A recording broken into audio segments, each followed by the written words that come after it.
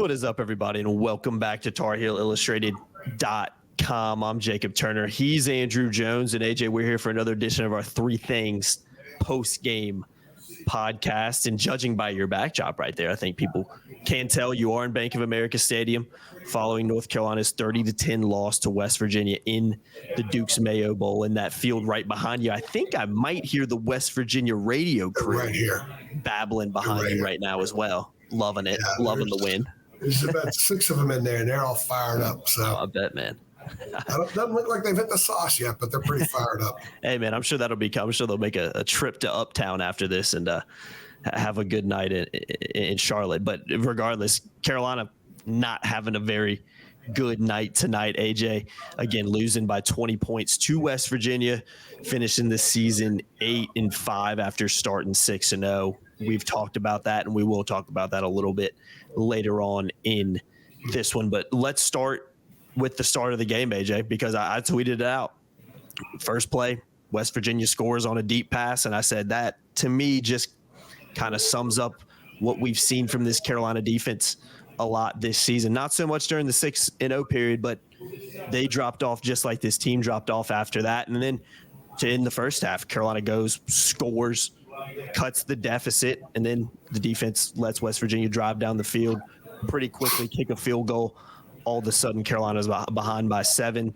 And I mean, in hindsight, they never really recovered because Carolina didn't score a single point after halftime. So again, AJ, bad start to the start of the game and a bad end to the first half. And yeah, there's a lot of other bad things we can talk about, but let's start with those two in particular. I'm going to begin my response with a positive. I like that. In between that first play and then that last drive, 6 plays, 63 yards, 27 seconds, they allowed West Virginia 90 yards. They didn't let that big play wilt them. And they made plays.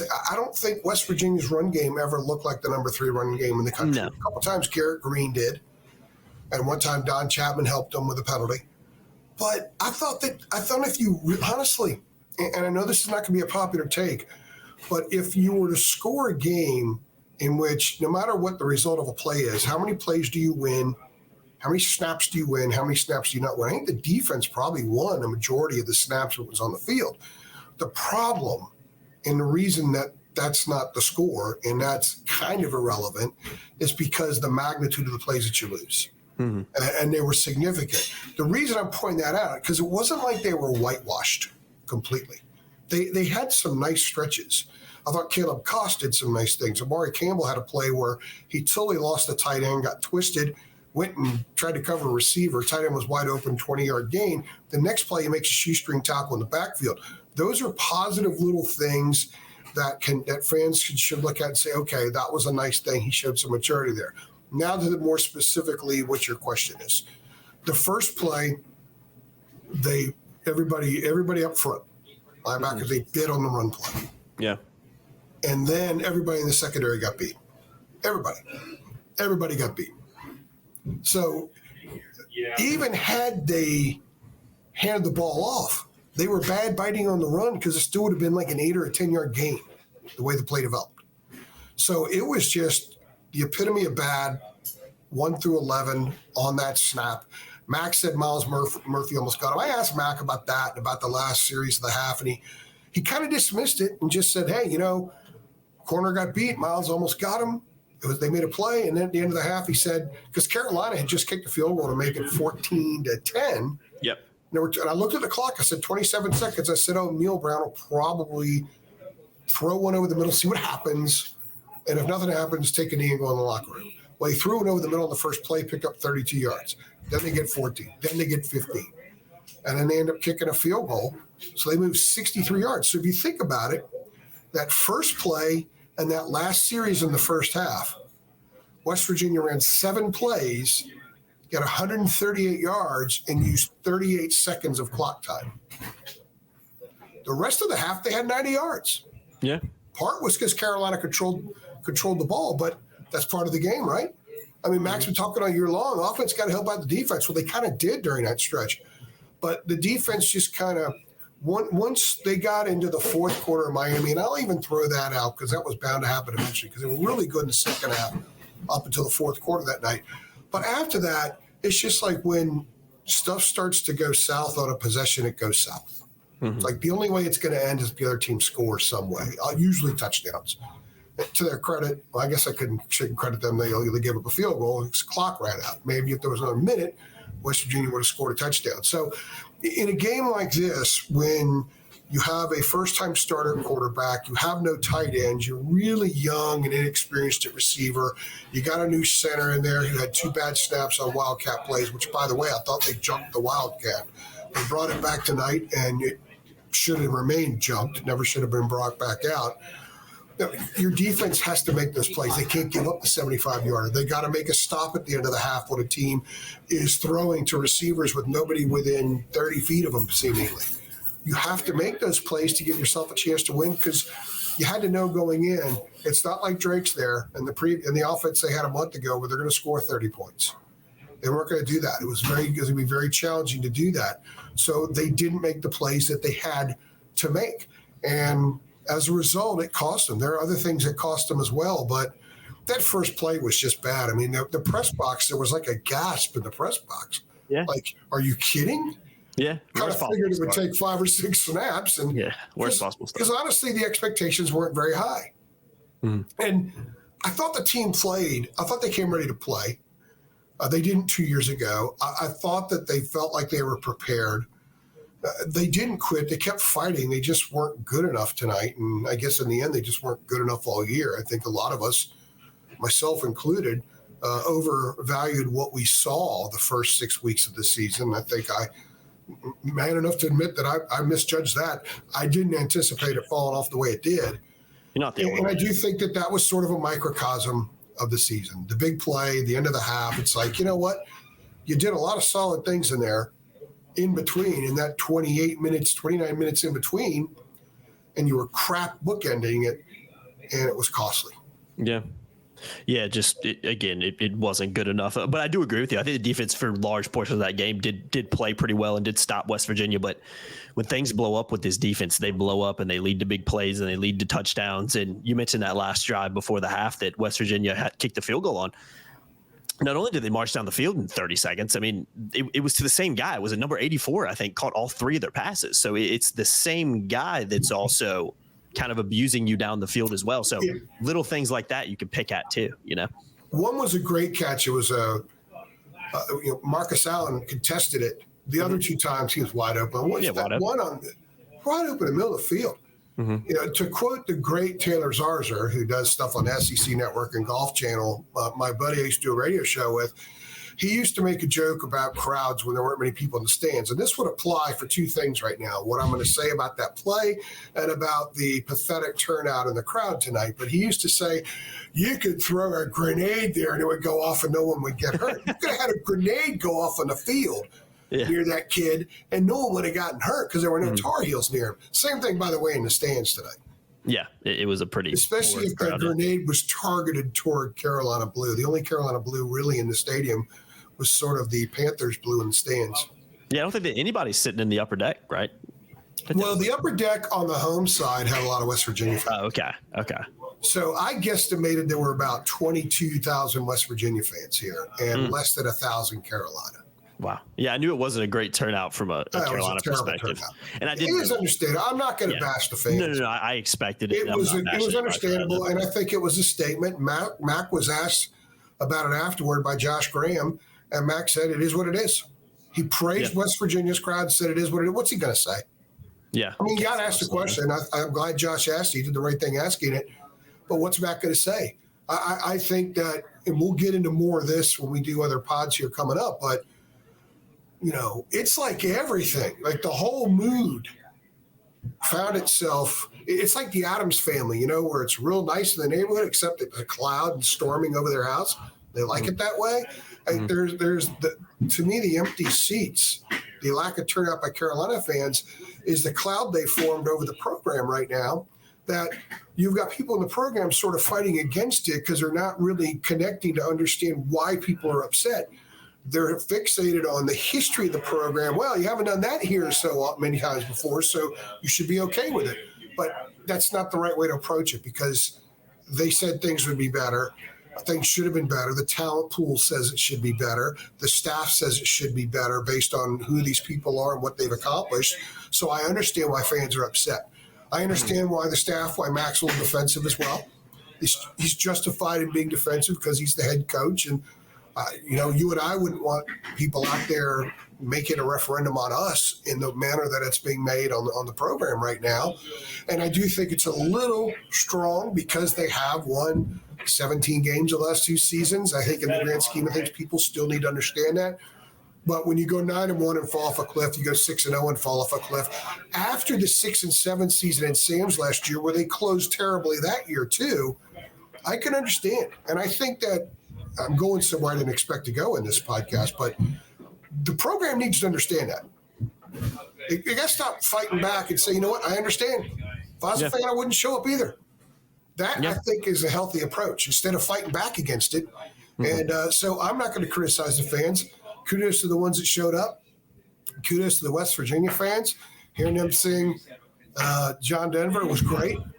It was cool. Believe it or not, I'd never seen West Virginia in person in my life before. Oh, wow. I'm surprised by all the things I've seen. I had not seen them before, so that was kind of cool. Yeah, take that box.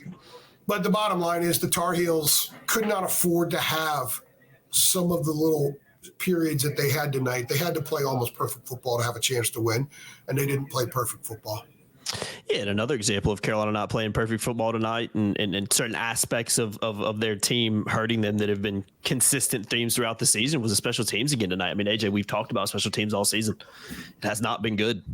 It's been very poor, especially in my opinion, especially from a defensive perspective at times. I know they've done some. Mac talked about it. You asked Mac about it. Well, we returned some punts and we've made some field goals, and Noah Burnett's hit field goals. And hey, that's all true. But it's also, you have to acknowledge the fact that it has been poor. That has been a consistent theme this year, because we've just, AJ, we've talked about it after every single game, it feels like. So 10 points given up by the special teams, numerous other penalties and other things that went on tonight. Punt return. I mean, it's not good enough from that group. And again, it's been a theme. It hasn't gotten better. It hasn't really improved. If anything, it's just kind of stayed the same and dipped down a little worse at times. So special teams, common theme, and it reared its ugly head again tonight for the Tar Heels. Yeah, I think Mac's frustration kind of showed a lot when he answered my question. And he said, well, it's easy to look at tonight and say that, but it's been all year. We've been tracking it all year. Yeah, it's been a theme. Go look at in every 5 keys to a game or the 5 takeaways almost every week I've got spin, and it's a growing list. Mm-hmm. It's like a kid's Christmas list. You tell your kid, they start making a list to send Santa Claus. They start in September, right?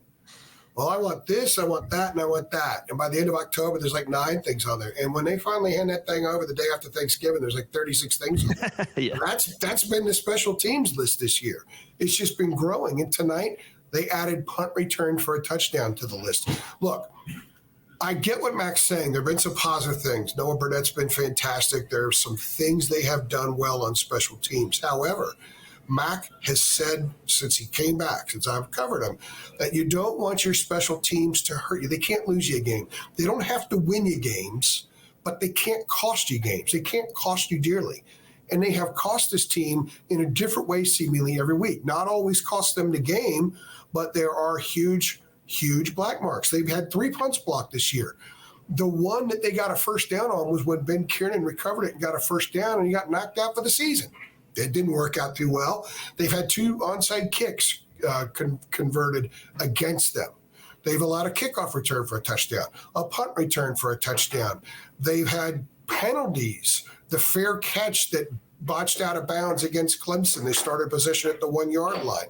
Tonight, on a punt, there was an illegal play by not giving the player enough room to catch the ball. Then there was the fake field goal tonight. That's kind of lost in it because they ended up getting 3 points, so it's the same thing, but it was a longer kick had they not faked it. And the kicker had just missed a kick before that. And they faked it, and not only did they fake it and convert, but the holder got down to the 4-yard line. And then they got a field goal. Crazy. It's a litany of things. It's penalties on special teams. It's personal fouls on special teams. It's on kickoff returns having penalties illegal block penalties. It is myriad things on special teams. It is basically checked every box. That needs to be addressed. I asked Mac because yesterday we talked to Mac over at the convention center here in Charlotte, and a lot of the conversation, I think people should watch the video. It's on our YouTube channel. A lot of the last 10, 12 minutes of it was about what he's going to do after the season and how he's going to go about making decisions with respect to the defense. But I asked him tonight, do special teams need to be on that list too? And he said, well, we were number 2 last year in the ACC, but this is this year. Yeah, it's different. And there were too many issues. I get what he's saying. There were some positive things, but you can't have special teams cost you the way that they did, and the special teams cost them again tonight, period. Mm-hmm.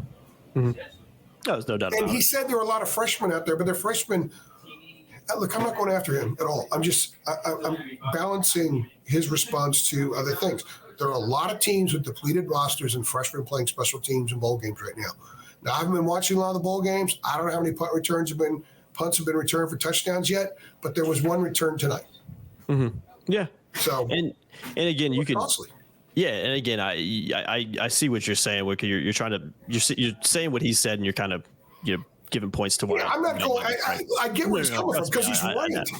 Because if you go look at who was on the field, there are guys out there that weren't on the field. So I get what he's saying. He's right. Mm-hmm. But what I'm saying, the bigger picture is they've got to fix that. Yeah, it's a problem. They've got to fix that. Mm-hmm. And I just want to know, is that one of the other things that need to be fixed? Because another thing, I asked him yesterday about strength and conditioning because the team gets tired late. Mm-hmm. Defense wears down. Well, is it scheme? Is it not subbing? Or are they just not in condition? These are all the things that they're going to have to evaluate very, very deeply here in the coming weeks. So we're just getting ahead of it, asking the questions we got to ask. Mm-hmm. He'll know what to do. The guy's a Hall of Famer for a reason. Mm-hmm. And even with how frustrated people are right now, think of the way it was before he got there. It's a lot better still.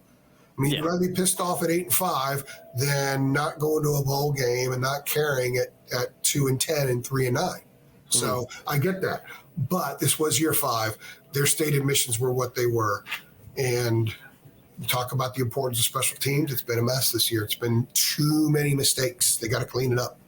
Yeah, there's no doubt about it. When it's a theme, it's different. If it had just been poor tonight, then you can say, there's I wouldn't have asked about it. But I wouldn't have asked about it. AJ, it's been a thing all year. We just go watch. And quite frankly, I kicked myself for not asking him yesterday because when I went back to my hotel room and I'm going over the interview, there was another Adam Smith from IC. He and I were the ones talking to him. And we're kind of the main ones that are around all the time.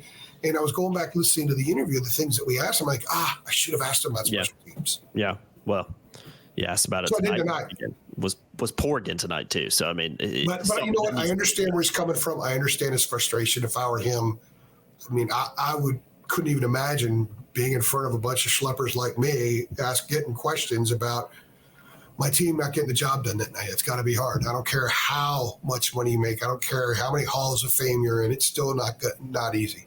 Yeah, no, there's no doubt about that. And last thing we'll talk about, just end on a positive. I did think there were a few guys that played well, and I thought Conor Harold looked good at times. Again, only 10 points, so you can't sit here and say he played great. Had a few turnovers as well, but showed glimpses of maybe some things he can do. Be interesting to see if there really is a quarterback battle in the spring and how that shakes out. But again, I thought he looked decent tonight at times. Thought Caleb Cost on the defensive side made some nice plays at times. Amari Campbell showed some of his physicality and whatnot. But, those are some positives. But at the end of the day, AJ, it's just another pour in to a season. I mean, we talked about earlier, 6-0 to 8-5, 9-1 last year, finished 9-5 after that. I mean, let me just go ahead and list these things right here, AJ, because there's a few things and I just want to go through.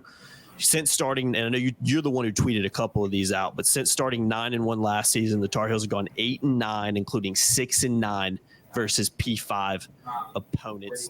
Closed the season with 3 straight losses this year by a combined 50 points.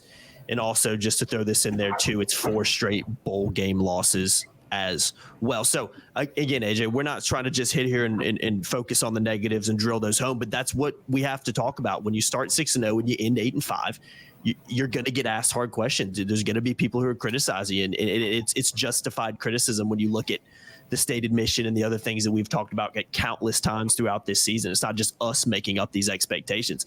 There are criticism labeled at this program. So again, maybe some glimpses tonight of bright futures ahead for the Tar Heels. We'll have to wait and see how some of those guys pan out. But at the end of the day, when you look at that list that I just read off, when you look at where Carolina started and where they finished, it's an interesting moment right now for Carolina football, and it's going to be a fascinating offseason to cover as well, because there's just so many things up in the air right now, in my opinion. I've had a chance to talk to Conor Harold 3 times in the last 2 weeks. It was 2 weeks ago today when they had their first practice preparing for the bowl. We got him after practice. I spent quite a bit of time one-on-one with him yesterday over at the convention center, and then today after the game. And if he ends up being North Carolina's quarterback in the future, I think fans are going to love him. Yeah. He'd be a wonderful face of the program. He's a nice kid. He's one of those people that for a young dude, he looks at you when you're talking. There's a sincerity to him, but there's also a confidence. This guy was valedictorian in high school, National Honor Society. I thought that, and he's a good athlete. He won 3 state championships at Alabama at the highest level. He was Player of the Year in Alabama. There's so many things to like about him. And as a football player, he's a nice-looking player. He's got a lot of talents. He's sort of a modern type. He kind of has he's one of those guys that wouldn't have played quarterback in 1985. Yeah. Probably would have been a wide receiver, a defensive back, and he's a quarterback now, and it fits. He's a little short, but I think he manages it around that okay. He's a very good athlete. He throws some really nice balls. He'll look at the film, and I asked him tonight after the game about how valuable the film was with the interceptions and other things. And one of the things he'll see is that he kind of rushed through checkdowns and stuff like that. But I think his numbers are pretty nice. They only scored 10 points, but a lot of that wasn't on him. He got sacked 6 times. Yeah, a lot. And he had some nice gains. He messed up his ankle. I tweeted out that he came up gimpy midway through the second quarter. It did affect some of the run, some of his running after that. But you got to credit the kid. Mm-hmm. He had 21 snaps coming in, and he played against a team that was intent on winning. West Virginia came into this thing with the mindset you wish all teams would go into a bowl games. And I thought both teams wanted to win tonight.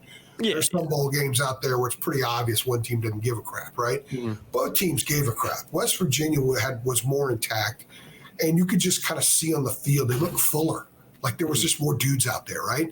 And I think Conor did the best he could under the circumstances. He's going to be better for it moving forward. He will compete with Max Johnson going into the spring for the starting quarterback job, and he'll do so having been in the line of fire now. Otherwise, he'd be going up against a guy who's thrown 900 passes in the SEC. So now he's got a little bit to kind of know about himself as a player. As far as the other stuff that you said, I think it's a concern. You can't just look back from 30,000 feet and saying 9 wins, 8 wins, and then what were they like in the late 80s? What were they like in the 60s and the 50s and the 30s and the 20s? What were they like most of the 2000s? Because that's not what it is. It's not what it is. Yeah, it's now. Matt came back because he said unfinished business. Okay, he came back to put the program back to the position it was when he left. But let's remember, it takes time. It doesn't happen overnight. And just because you have the great quarterback there, or 2 of them, doesn't mean the other parts are in place yet. Sometimes it takes longer to get the other parts, just because there's more of them. There's more stuff that has to work into your favor. So who knows the way things are going to be moving forward? But it is a bad look. They're 6-9 since they won the Coastal. That night, Josh Downs said, you know what? Now we get to finally talk about Clemson. It's like they took their foot off the pedal as a program. And even though they got it going again this year, I think they took it off again. Mm-hmm. Some people will tell you that they kind of maybe didn't totally take Virginia all that seriously. I'll say it again. I don't know how North Carolina football can never take anybody seriously. I don't care who they play. They can play Millbrook High School. Take them seriously. Yeah, seriously. Given what your history is, you should never not take someone seriously. Mm-hmm. So they lost 5 of their last 6 games of the season against Power 5 teams. The one that they won was at home in double overtime against a Duke team that started a 3rd-string true freshman quarterback, and Carolina needed to hold him off, and Drake needed to make miracle plays for him to win that night. Yeah. If he doesn't make one of those miracle plays, they could be staring at losing their last 6 games against P5 teams. I don't care what history looks like. I don't care what John Bunning did or what Carl Torbush did or what Larry Fedora did at the back end of his time at Carolina. I don't care what those guys did. That's not what any program should be. Wake Forest shouldn't find that acceptable at any period in its history. Nobody should. And that's what needs to be fixed. I think there's going to be some hard conversations still. And maybe some of it will be Mac having kind of hard conversations with some of the people he seeks counsel. He's very good friends with the Jim Donnan. Maybe he talks to Jim Donnan. Say, Jim, give me an evaluation. What can I do different? What do you think needs to change? Maybe he just needs to change some staff just for the sake of changing staff. Sometimes you gotta be shake fresh. The tree a little bit. Yeah, great CEOs of companies will tell you that they got to turn over important personnel about 20% every year to avoid getting stale. Max, he doesn't like the title CEO, but all college football coaches are CEOs. So maybe that's what happens. I'm not saying he needs to. I'm not saying this guy should be fired. I am not a believer that someone in my position should ever call for the termination of an assistant coach, because ultimately we don't know how much the assistant coach is doing what the head coach tells him to do. We don't know those conversations. I will and have said before when a head coach should be terminated when his time is up, because we know they're responsible for absolutely everything in the program, so they're easy to judge. I don't think that's the case right now with Mac. So I will say that. Some people do. I don't think so either. But he's going to need to take a hard look at aspects of his staff and his program, and maybe how they go about things. Who knows? Because they should be better than they were this year. They were 6-0 and they were good. Yeah, they were a good football team. They were checking a lot of things. I like to say dot the I's, cross the T's. They did a lot of that. They really did. And then it just fell off a cliff. Yeah. It fell off a cliff. There's no other way around it. I mean, thank goodness for them they had a Campbell game in there. Yeah. Because it sort of stopped the bleeding for a week. But they should be better than they were to close each of the last 3 seasons, to be honest with you. No, there's no doubt about it. And again, you can look at history, and again, it's better than it was under, especially at the end of the Fedora era. And I think Mac's done a good job to get this program back to where fans are annoyed about not winning 10 games and things like that. But again, I was talking to somebody on Twitter after the game. It's not the records, it's how the last few seasons have ended. That to me is where the concerns lie. Because it's a theme now. Why is it happening? Where is it going wrong? I think those are things that need to be addressed. And why is it the same issues like we talked about defense at times, special teams, that are kind of continuing to be problems for this program? So something's got to change. I think something needs to be fixed. Again, I'm not here saying anybody needs to lose their job. I don't believe in that either. But you not have to be a rocket scientist to know that some things have to be tweaked and messed with a little bit. You're spot on. You're spot on. And that's why I'm saying the program needs to understand that. Yeah. Yeah. So as soon as you understand that, then you understand nobody showing up. Then you understand the mood. Mac had a great line yesterday when he said something about, the guys that are drinking and getting drunk on Saturday and they're betting on the game, they're getting ticked off, whatever. He's right to point that out. It was actually a great line coming from him, because it's kind of cool sometimes when you get a coach, especially of his stature, that kind of understands what people are doing. Yeah. There are a lot of cats on Twitter that are throwing them back, man. Especially a 5:30 game, they're throwing them back. Trust me, I know. And a lot of the feedback is usually inebriated. It's kind of blurry-eyed. Some people might start having a number of typos on Twitter that I have on Twitter without being inebriated. So I will say this. Who else you going to get? For the people that want there to be a change, who else are you going to get? You're going to go get some 40-year-old that he wins 10 games and he's off? Yeah. You're going to get a retread? You're going to go get a retread? There are so many things about the infrastructure of this program that are very healthy, that are in very good shape. There are a few things that need to catch up to that. And it's not always easy. It's North Carolina. All right. It's not Alabama where you hire Saban and boom, you're off. It's not LSU where they have 7 losing seasons in the 90s. And then they hire Saban and he wins. And unless Miles wins, he got criticized. He got tormented, and he was because he wouldn't beat top 10 teams. Okay. So fans are fans, right? But who are you going to get? Who are you going to get that's going to stay, especially with the uncertainty around the ACC right now? How attractive is the job with that uncertainty? You've got someone in there that knows what the hell he's doing. You've got someone in there that knows what he's looking at. I think sometimes he gets defensive with the media and with the fans and all that kind of stuff. He likes to point certain things out. That's okay. He's entitled to do that. He's entitled to be that way. I don't want to. If he doesn't like a question I ask, say it. He didn't like the question. Okay, that's fine. I think coaches should be able to do that.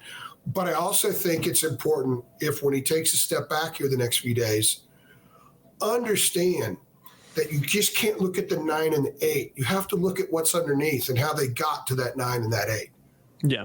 Where they were headed. The Orange Bowl, that was 3 years ago. I mean, that was the trajectory was like this, man. Yeah.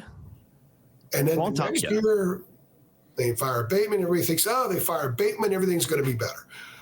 After last season, they moved on from Dre. Everything's going to be better. What's it now? I mean, if they move on from Gene, who knows? Who's to say it's going to be better? North Carolina had been good on defense as Butch Davis was there. I know. Well, they were okay under Gene 15 and 16. And by the way, I will say this for Gene. His 4 years with North Carolina, they've won 11, 8, 9, and 8. Yeah, it's been some of their better seasons, yeah. Mm-hmm. So it hadn't been complete trash. No. There have been other factors too, but I'm obviously thinking out loud, but I do have to caution people. Mm-hmm. You've got to take a full view as well, just like I think the staff needs to, the program needs to, and understand. And I will ask you, who the hell are you going to get? Yeah, it's not black and white. You have a Hall of Famer who can attract great assistant coaches, knows how to recruit, knows how to sell the bejesus out of everything in that program, who loves being there and is committed to making it work there. Mm-hmm. Point around the entire college football landscape and find me someone like that. Mm-hmm. That will come and do the job and stay. Mm-hmm. So I'm not promoting Max staying. I'm just pointing out the realities. I've already been critical in this pod, and I'm also saying what I'm saying right now because I think the healthy approach is to look at both sides. And there are a lot of interesting things on both sides of the aisle. I mean, if you're literally walking down an aisle and you're trying to look at all the stuff, your head's on a swivel. Because there's a lot of fascinating things over here that are not so nice. There are a lot of fascinating things over here that are a little bit nicer than people realize.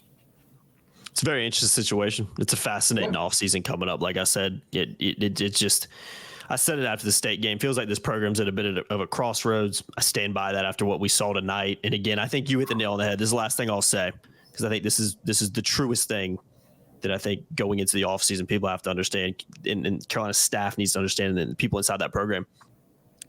You've got to understand where, again, you can't just keep looking at history. You got to understand where it's going wrong, and you got to understand where these fans' frustrations lie because these frustrations are valid frustrations.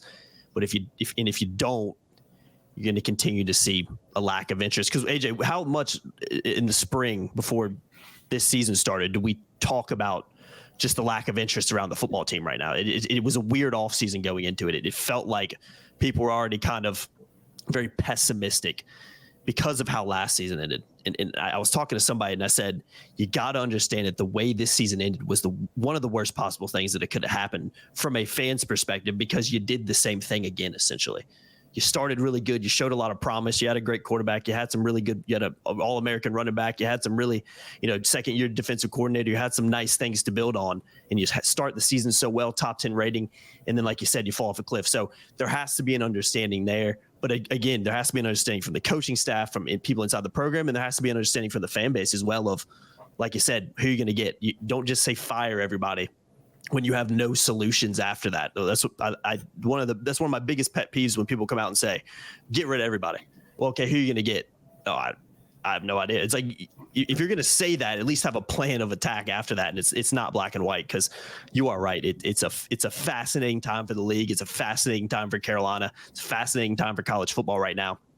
It's not like you get rid of Mac and you go hire somebody great and he comes in and they win 11 games next year. It's just not going to happen. So I think there needs to be. If he did, he'd be gone. Perspectives need to be understood from all over the place. And if he did, he'd be gone right now. So yeah, of course. Anyway, that's 100%. Not going to happen. Yeah. No. We're going to hit on a lot of this stuff. We got a lot of stuff rolling out here over the next couple of weeks, and just stay tuned for stuff that happens. We'll be on it best we can. We'll certainly be there to lend perspective along the way. Mm-hmm. So, yeah. we're going to have another show come up. We're going to let this marinate for a couple of days, I guess, or a day or two, and we'll have another show and we'll see what goes on. We got a lot of basketball coming up too, so we got a game Friday night. Yeah. And then they hit a 3-game road stretch, which is going to be very challenging. So it never ends. Who knows how things are going to go there too? Because if they start losing, you know how that goes. They will be having conversations on here about, I don't want to do that. Hopefully the basketball team will keep winning for our sake and for fans' sake as well after what has been a tough end to the football season for the Tar Heels. 30-10 loss to West Virginia in the Duke's Mayo Bowl. Carolina finishing 8-5 on the season. I've been Jacob Turner. He's been Andrew Jones. Another edition of our Three Things post-game podcast. If you've watched them all season, this is the last one of the year, at least for football. We appreciate you watching as always. And make sure you like, make sure you subscribe, hit the notification bell too. Check out TarHeelIllustrated.com. $8.33 a month, AJ. It's like buying a coffee and a half nowadays. Probably not even I'd say a coffee and a half. You're not getting 2 coffees for $8.33 in a month. I'll tell you that for free. But just a large coffee. Yeah, large coffee, man. And go to Starbucks. I mean, you're talking a large coffee. Maybe you can get a large and a small coffee, depending where you're at. But point of the story, it's not a lot of money. So come sign up. So many perks of doing that. And again, the more money we make over there, I always say it, the more content we can put out, the more we can put on our YouTube channel, which is free, is so many other things we can do. So come subscribe. Links in the description below. We appreciate you guys as always, and see y'all next time. Thanks.